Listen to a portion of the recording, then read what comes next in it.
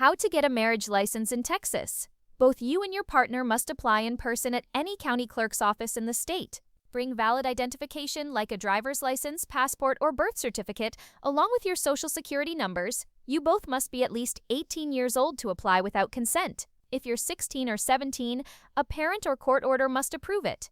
After filling out the application together, you'll pay the required fee, which can vary depending on your county. Some couples even get a discount by completing the Two Together in Texas premarital education program.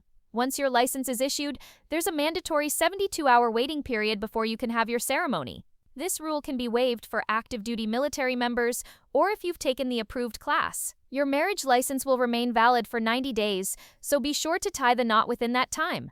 After your ceremony, your officiant must return the signed license to the county clerk's office to make it official. Texas also recognizes informal or common law marriage if a couple agrees to be married, lives together, and publicly presents themselves as spouses.